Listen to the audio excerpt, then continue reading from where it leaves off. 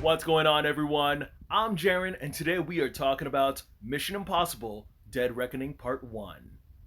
Now, this seventh entry in the Mission Impossible franchise is once again co-written and directed by Christopher McQuarrie. He's been writing movies alongside Tom Cruise for since 2008's Valkyrie and has directed the Mission Impossible films since the fifth installment, Rogue Nation. Now, in this part one to a two-part complete story, we follow Ethan Hunt and his IMF team as they must track down a dangerous weapon before it falls into the wrong hands.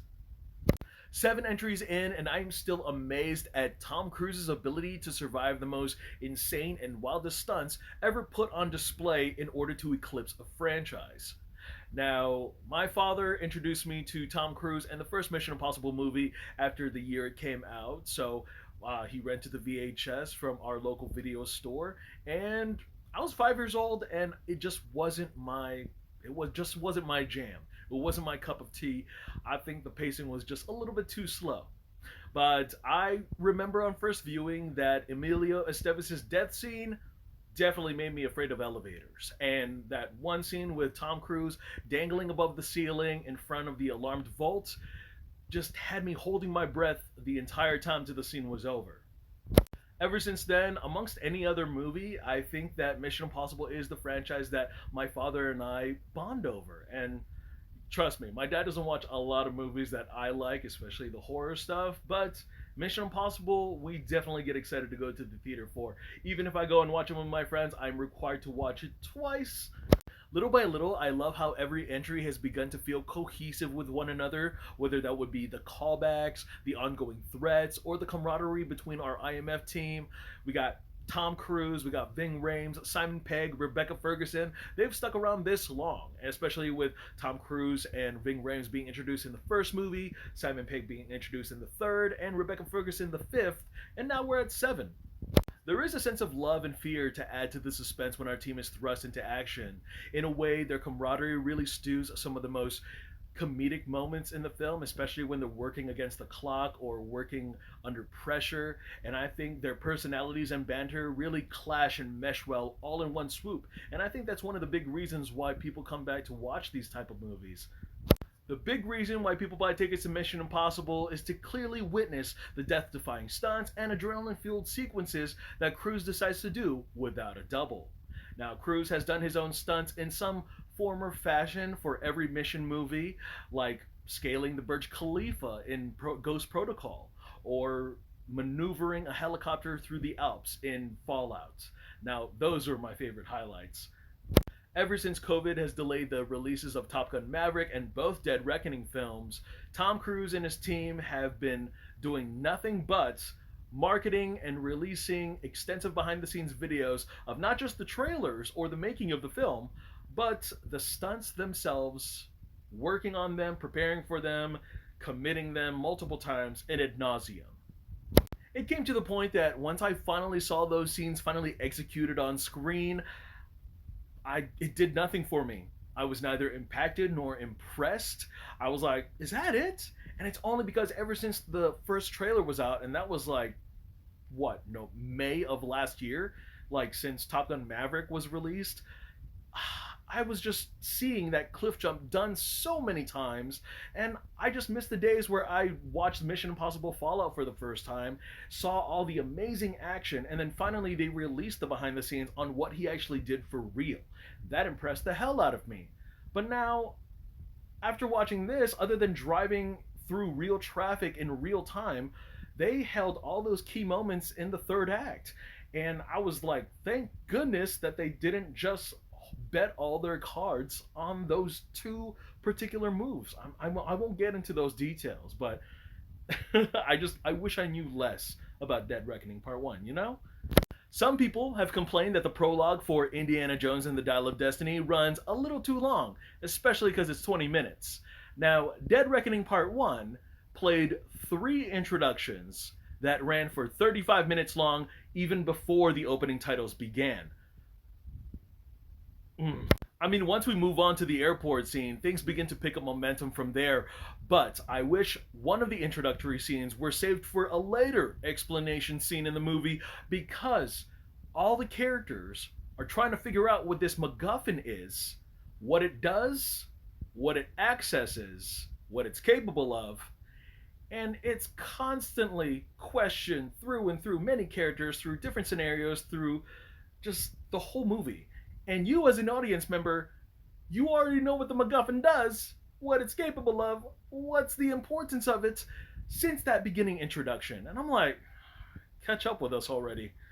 A few things that I did get a kick out of after our IMF team being back in the game was how they addressed some of the more nitpicks that I've had about the franchise over the years.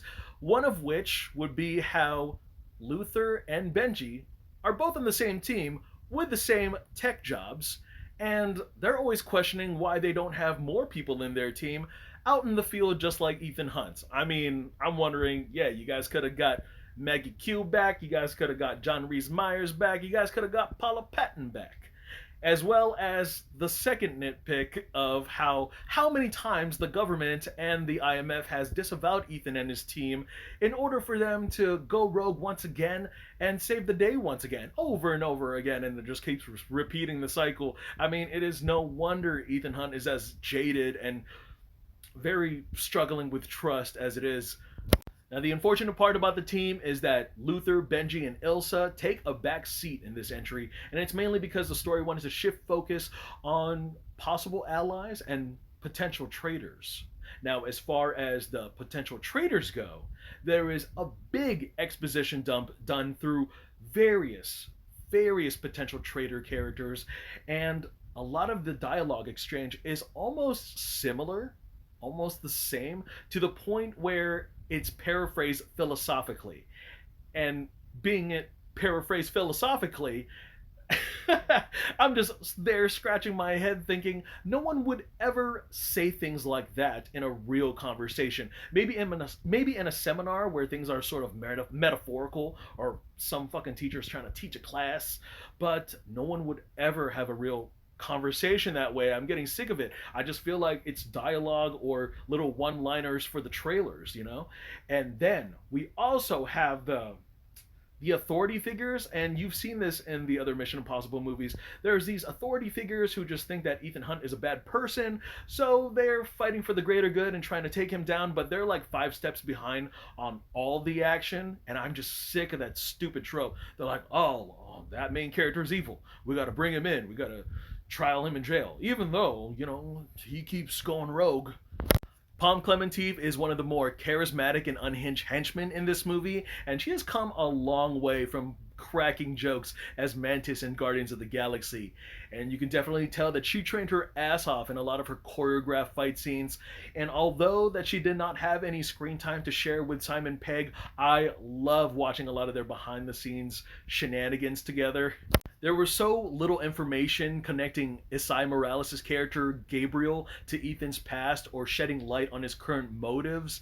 I'm sure that they're saving a lot of backstory to bringing more of his character to fruition for part 2, but the way he's presented here, the way he comes off as being evil just to be evil, made him a pretty dull villain. I did find it very interesting that the looming threat, the big bad, was an omnipotent AI called the Entity. I thought it was very close to home and how relevant it was for our society to depend on technology. Even in the Mission Impossible movies, technology plays a key role, especially in our main team's missions. Whether that would be it could be used for ill intent, or it could wield false information that could crumble a nation. The thought is very terrifying, and I enjoyed how much tension it racked up, especially when our main IMF team is out in the field and the AI is committing countermeasures in order to stop them. Now, as far as screen time for the potential allies, we have to talk about Haley Atwell. Oh my god! She is a babe. I've had a crush on her as Peggy Carter in the MCU, but here, she is charming, she is witty, she packs a whole lot of punch in her attitude, especially when she breaks her first entrance. But, I do have to say, I was a little bit mixed on what they did with her character, because she puts Ethan in the most toughest corners in order to save her own ass, and I was getting a lot of bad vibes, bad Phoebe Waller-Bridge vibes from Dial of Destiny. But once we merge from the second act to the third act, she really shows up and steals the show. She really bounces off Cruise quite brilliantly, especially between their banter, the situational humor, or even the breathtaking action sequences. Now, if Tom Cruise had to ever bow out of this franchise because he's getting too old, I think Haley Atwell is capable of leading this entire franchise herself. Now, we all know that the cinematography is nothing short of immaculately jaw dropping when it comes to framing a spectacle or racking up the tension, with the off kilter shots being an ode to Brian De Palma's earlier work from the original Mission Impossible movie. The re-scored Mission Impossible theme song by Balf Lorne was a fucking banger.